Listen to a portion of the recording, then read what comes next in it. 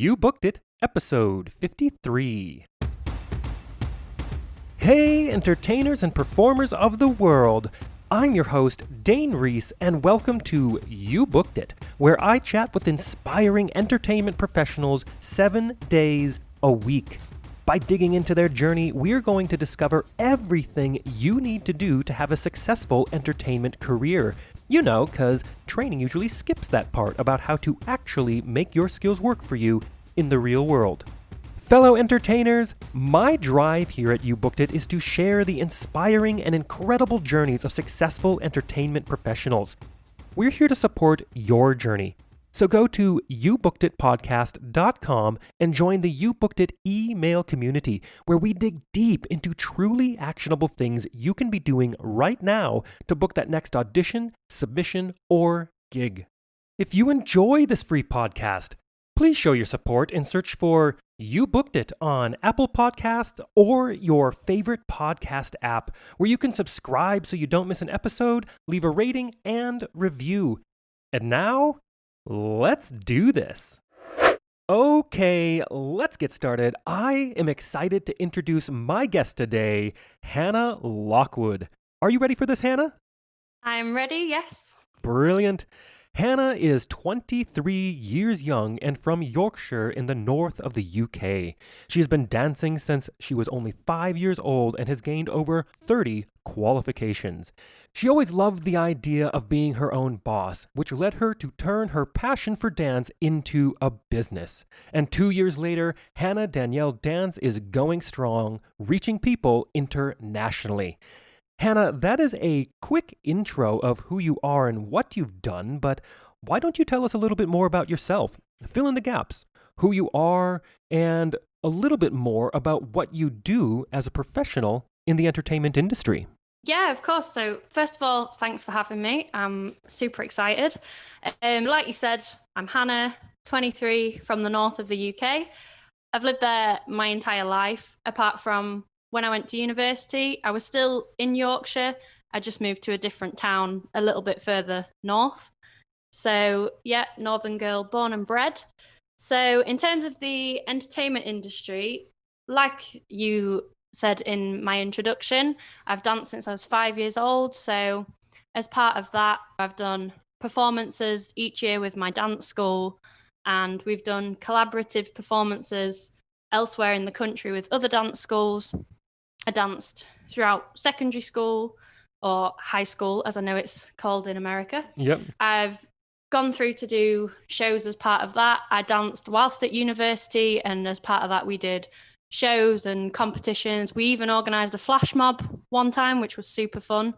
So now I've took a bit of what I like to call behind the scenes / early doors kind of role in the entertainment industry. So what I mean by that is I'm not really doing much of the performance element anymore. I do bits and bobs here and there, but I'm now the person that's kind of, teaching the dancers of the future. So I'm putting those building blocks in place. So all the dancers that you see on Broadway or the West End or in the films, they all have to start somewhere, and it's usually at their local dance school with the dance teacher. So I'm now taking on that role, and like I said, just giving people that push, helping them to fall in love with dance as much as I have. And yeah, so I guess that's kind of my contribution to the entertainment industry. Yeah, I love that. And I love that you have chosen to jump full on, created your school as well to really nurture that new generation, that young generation. Because I think sometimes we get caught up in the idea of these university programs and the big popular ones that are all around the world. And really, the whole journey starts so much earlier. It's when we're children. It's when that fire is really lit inside people, and you can see it in kids' eyes that this is what they're so passionate about. And your role in this industry is absolutely integral to the success of this entire industry. Yeah, well, I like to think it's got high importance, definitely. Absolutely. Well, let's move on to this next section here. And Hannah, look, I am a sucker for a good quote.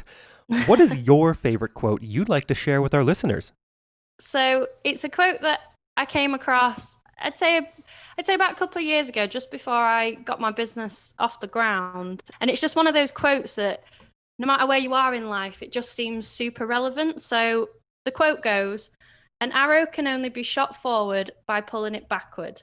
So when something is dragging you back with difficulties, it means it's going to launch you into something great. So stay focused, keep aiming, and let go of the negative obstacle that's pulling you back. I love that. I have heard that quote before, and it is so true. And I think that also ties in nicely with that. I think it's a Batman quote where they say something about the night is darkest right before the dawn. Is that something like this? I Yeah, I know probably which just one you slaughtered mean. that. Yeah. But it's the same idea that it's like that tension and it's launching you forward. And I love that, and that Yeah. to not necessarily get discouraged when things aren't going the way you envisioned them, but to keep at it, keep pushing forward, like you said. And Yeah. that's when the good stuff happens. Love that quote. Yeah. And let's move on to this next section. So, Hannah, of course, you are an entertainment professional. I am an entertainment professional. And I think you'd agree that this industry can be one of the most subjective, brutally honest, personally emotional industries in existence. And you know as well as I that in order to create and to have a successful career in this industry like you're having now takes a lot of dedication and hard work. And while, yes, of course, there's an outrageous amount of fun and fulfillment being in this industry, there are also our fair share of obstacles, challenges, and failures we are going to experience and we're going to have to move forward through. So Yeah. tell us, what is one key challenge, obstacle, or failure you've experienced in your career, and how did you come out the other side better because of it? So, in a way, this kind of links with the quote that I just mentioned, and it's probably a super obvious one, but the current COVID-19 pandemic was a Mm, massive hit to my career. And honestly, when it first hit the UK, it just turned everything upside down. And I thought, oh my gosh, what am I going to do? I mean, you're probably aware of this anyway, but so back at the end of March, the UK, like many countries, got put on a national lockdown, which basically meant that unless your business was classed as essential, you just had to shut immediately. yes. So in the space of about 2 days, I went from having what seemed like a week of full classes to literally nothing and with no idea of when I could actually start my classes again. So my brain just went to, this is it. I have no classes to teach. I have no money coming in. What's going to happen? I just went into full panic mode, and it really became, as they say, a fight or flight moment. Yeah. So so I had to kind of take on the approach that many dance and fitness and all the other types of instructors in our industry took on, and that was turned into doing online classes, do the likes of Zoom or Facebook Live or whatever the different ways are of doing it. So that it took a bit of a while for the numbers to pick up. A lot of my current customers, they were a bit skeptical trying it online, or perhaps didn't feel like they had enough space to be dancing around at home and different things like that.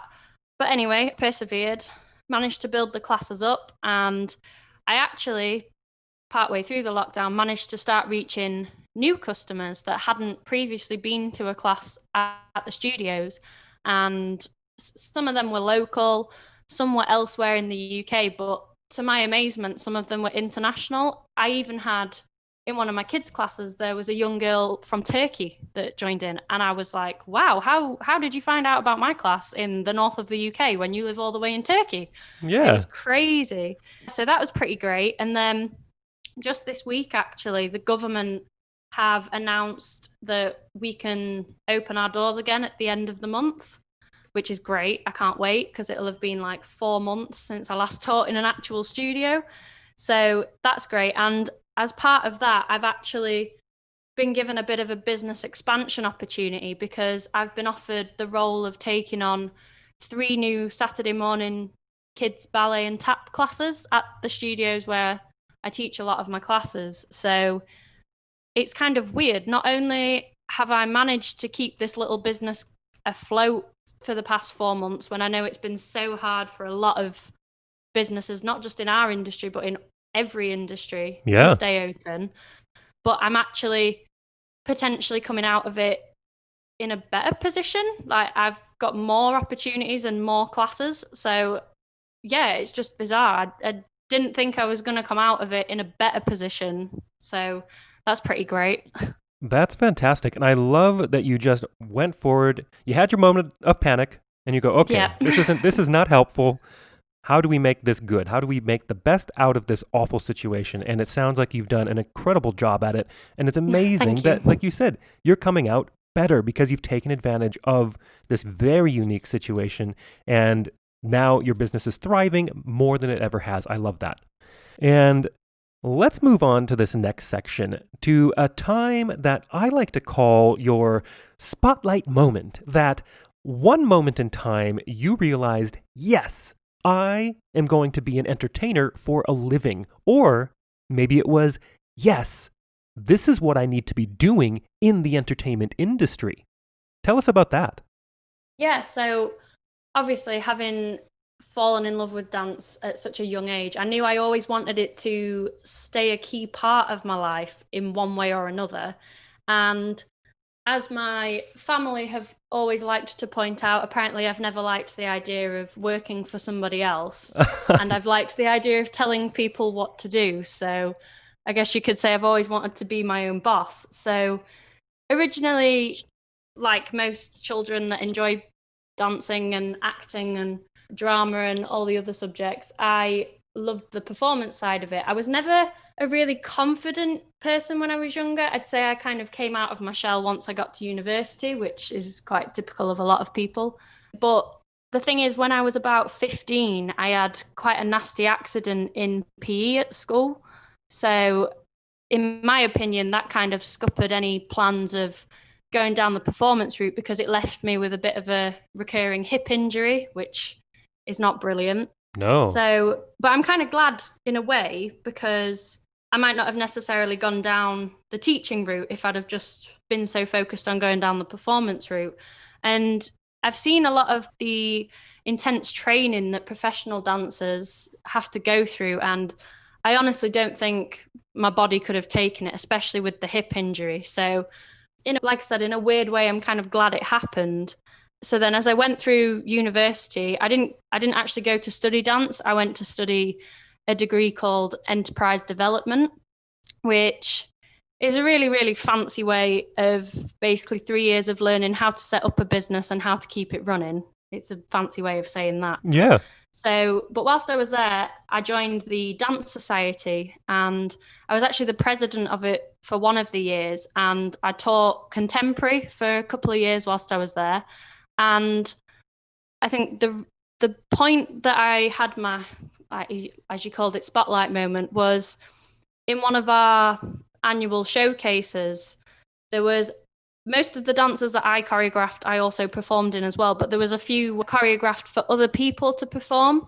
And sort of standing on the side of the stage, seeing them perform it, and just hearing the audience clapping and cheering, it just gave me goosebumps. And I was like, this is it. This is what I need to be doing because I just got such a buzz from seeing something that was once just like a little idea in my head actually presented on the stage and everybody being like, whoa, that was amazing. And I was just like, this is it. I need to just do this because what's that famous quote where it says something like, do something you love and you'll never have to work a day in your life, or it's something Yeah. like that. Yeah. So I was just like, this is it. This is what I need to do. And even since I've set up and I've been teaching my classes, putting on little performances and competitions, there's just been so many moments where I've just stepped back and been like, do you know what? This is why I do what I do. And it's especially nice. Sometimes I get a bit frustrated, like everybody does. And I get a bit where I'm like, like not falling out of love of it because I don't think I ever would, but just getting a bit like, this is getting a bit too much. And then suddenly something happens and I'm just like, do you know what? No, this is it. This is why I do what I do every single day. So yeah. Absolutely. I love that. I love that you brought up that you had this injury and it forced you really to look at other ways that you can keep dance and the arts part of your life. And had the pleasure of interviewing a few other people that had very similar situations where something happened, some kind of health issue or a physical issue where it really put a stopper on their planned trajectory of their career. And that's what I love about this industry and through this podcast, that we're able to explore and really open up all of the variety that this industry can provide, because it's not just being on stage and performing. No. There's so many aspects to this industry. And if you're passionate about the arts, there really truly is a spot for, I believe, everyone. You just got to find it. And there's so much there. And I also loved that you've had a couple of those moments, and you brought them up, that you're like, maybe, am I falling out of love with this? Is this really what I want to keep doing? And then something happens, and then it, completely turns your head again. You're like, yes, I'm doing the right thing. And I think when we as professionals in this industry begin, it's all out of passion, out of something that we just love to do. It's play, it's fun. But there's absolutely that switch that happens in your head at some point that goes, wait, as much as I love this is now my career. This is how I support myself and make a living out of this. This is a job. And you have to show up day in and day out. And of course, every day is not going to be that brilliant, fulfilling day. You just sometimes got to do the work. And like you said, then the moments come where you go, yep, and you're revalidated saying, yes, this is what I need to be doing. I am doing exactly what I'm meant to be doing. Yeah. Love it. Well, let's piggyback on that and let's talk about your number one booked it moment. Walk us through that day. If auditions or callbacks were a part of it, talk about that. What was going on in your life, and what about that moment makes it your favorite booked it moment? So I've thought about this, and I don't know if you class these as booked it moments as such, but they're what I like to define as breakthrough moments. So I guess it's kind of a similar. Yeah, absolutely. So the first one it was around November 2019, so fairly recently. I started working with a lady who has an amputated leg. So she's always wanted to dance, but she struggled in terms of the accessibility of it. And unfortunately, she actually approached a few dance instructors before finding out about myself, who sadly were just kind of straight away to be like, I'm sorry, I don't offer that kind of service, or I'm not comfortable with teaching someone with a physical disability, etc.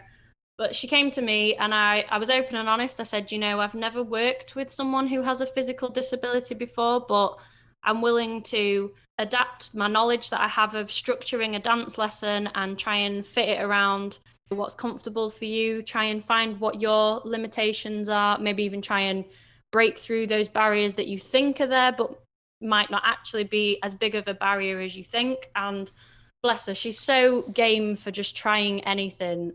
I brought about the subject of floor work, and she was just down on the floor. She was like, yeah, let's do it. I was like, oh, okay.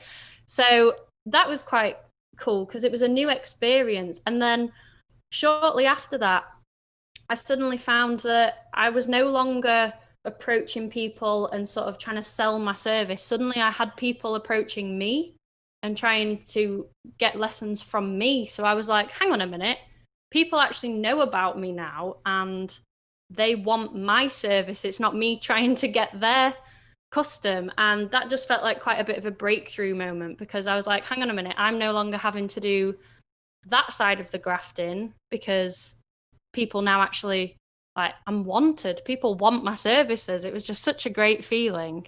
And then it was around a similar time of the year. It was just after Christmas. So when I first set the business up back in 2018, as I'm sure a lot of people who, fresh out of university, 21 years old, gone self-employed straight away as a freelancer, there's not really a lot of money there to begin with. It's very slim.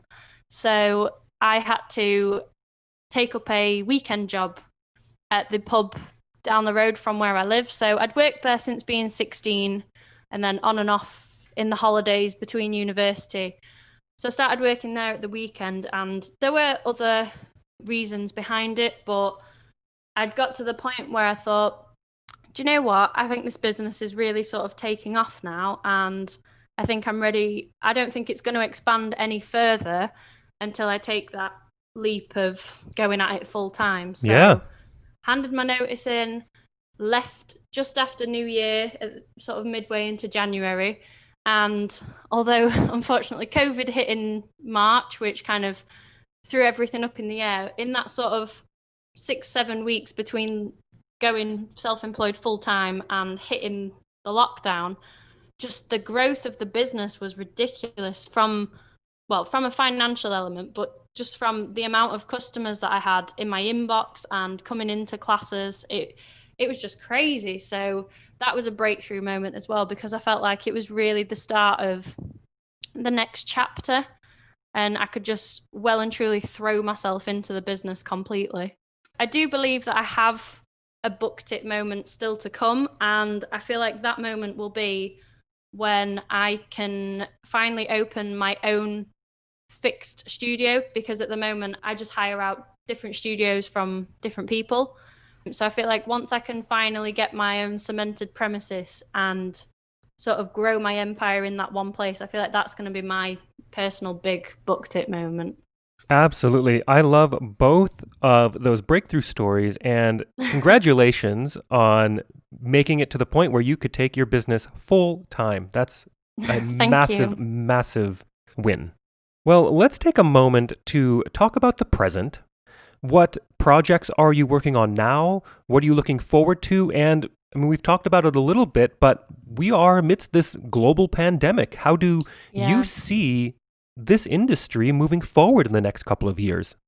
My main focus is obviously the transition of moving classes from online back into the studio, Mm. following all these new safety guidelines of social distancing and limiting the amount of class sizes that we can have. So that's my current focus at the moment. But as a little side project, which in hindsight, I probably should have started at the beginning of lockdown and not when we're coming out of lockdown, but I'm actually looking at starting my own podcast, which I'm wanting to cover topics and give advice on areas of sort of business, but with a creative twist. So things such as, being successful as a dance teacher or just in the arts themselves, being self employed full time, being young and self employed, because I don't think enough young people realize that whilst it's not easy, it's doable, it is achievable.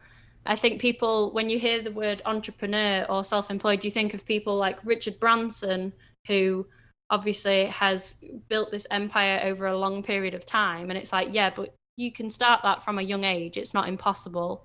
Being a woman in business, because obviously, as much as I'd love to believe that men and women and transgender, all genders are equal, it's very apparent that they're not. So, as personally being a young woman in business, I feel like that's quite a hot topic. And also seeing your creative side or creative hobby that you've got, actually being able to see that as a business opportunity and not just as a hobby.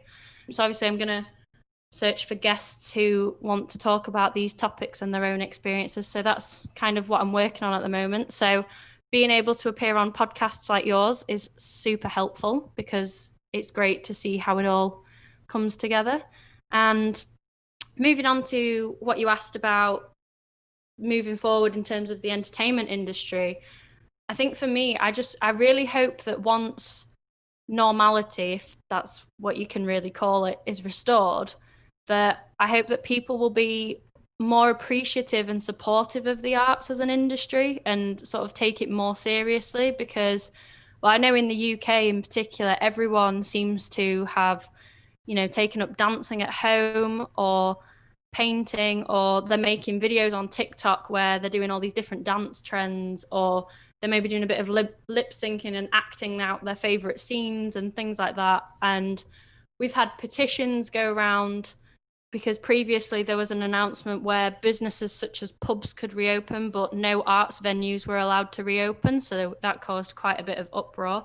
So the fact that people have really kind of engaged with it over lockdown, I hope it's not just like a passing phase. And I hope that people will really take time out to go see a play or a musical, or go back to seeing pantomimes at Christmas, or maybe even have a dabble at, writing their own play or something. Just generally have a bit more of an interest in the arts, because like we said earlier, it's just such a diverse and inclusive industry that there's a place for everyone, no matter what it is. Everybody has some kind of link to the arts industry. So I just hope that it's given the respect it deserves and more people will give more support to it.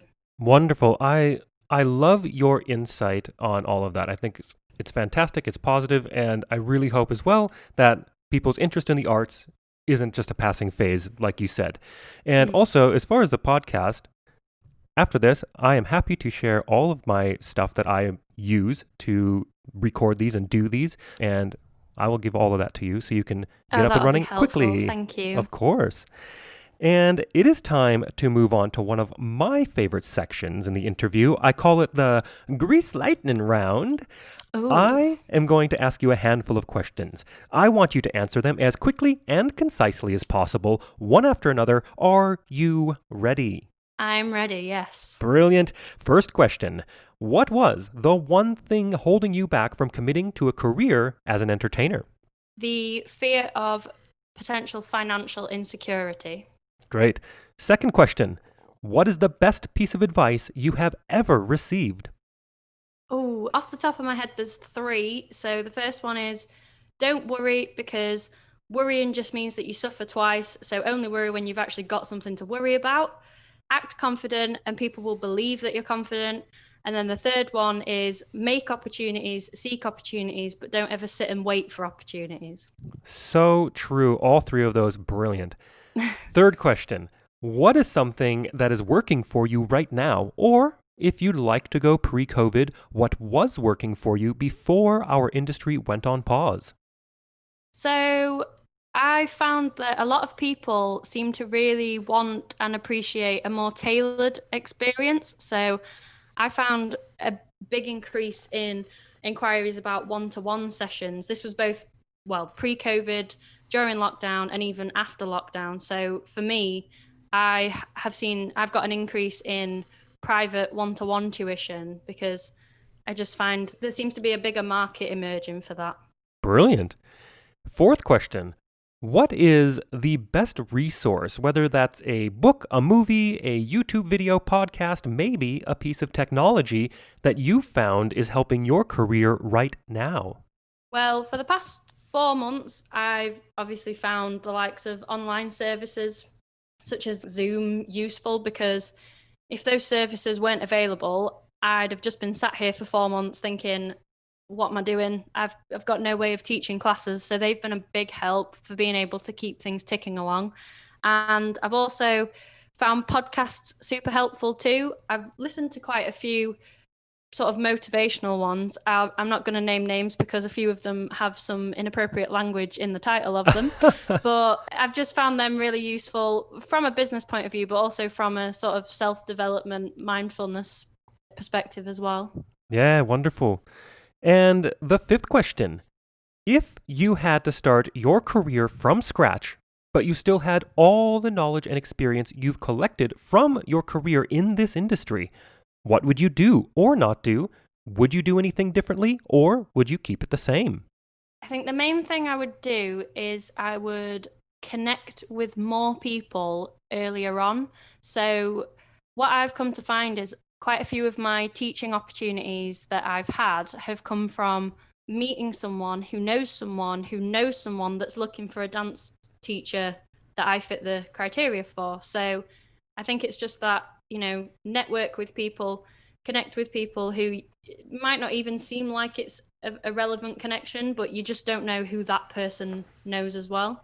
So I think that's something I would do differently, because it's only in recent months I've kind of started reaching out and connecting with more people. Yeah, I love that you brought that up, and the whole networking and building relationships within this industry. It's so important, and it's, I would say, integral to having a long career in this industry. Sure, you can book a contract or two. That's the easy part. Booking a career worth of contracts in it takes relationships. It takes networking to do that. And you're so right. You need to have relationships, and they're so important. And that's why I also say be nice to everybody, because you never know who someone knows, or if you're going to be working or collaborating with that person years down the road. Be nice to everybody. Definitely. And the last question. What is the golden nugget knowledge drop you've learned from your successful career in this industry that you'd like to leave with our listeners? I think it kind of branches off the previous question, but just take every opportunity. So even if something comes up and you think, well, that's not really my thing, or, that's not really the genre that I want to focus on, like, just apply for the job, go to the audition, go to the callback, attend the interview, meet the project manager, just whatever it is, just go for it. Because on the one hand, it could turn out to be the best decision you ever made, and it could open doors to bigger and better things that potentially are the area that you were wanting to originally go into. And on the other hand, the worst thing that could happen is you don't get the gig. That's not the end of your career. We all get pushbacks. It's only natural, but at least you said you tried, because I think trying with the potential of getting knocked back is always going to be better than sitting at home having that dreaded 2-worded question of what if. Absolutely. Take every opportunity. Absolutely. I could not agree more. And to wrap up this interview, it is time to give yourself a plug. Where can we find you? How do our listeners connect with you? Is there anything you want to promote? So, obviously, like I said, I'm UK based, but I'm not opposed to teaching internationally. I'm always open to connecting with just anybody that's got an interest in dance, even if it's not to pursue it themselves. Obviously, potential customers or people that are maybe working on projects that I can help get involved with. So just to anybody that wants to connect, you can just drop me a follow to Hannah Danielle Dance on Instagram, or like the Hannah Danielle Dance page on Facebook. I'm on YouTube, I'm on TikTok. You can contact me directly. All my details are out there to be found. You just have to search Hannah Danielle Dance and you'll come across me somewhere. And obviously when the time comes and I get to launch my podcast, please listen out for it, because I'll keep making more whilst other people are listening, and I'm always going to be looking for guests to appear on episodes. Fantastic. And for everyone listening, I have put all the links to everything she just talked about in the description of this episode. Hannah, it has been an absolute pleasure to have you on today. Thank you so much for joining me. No problem. Thank you for having me.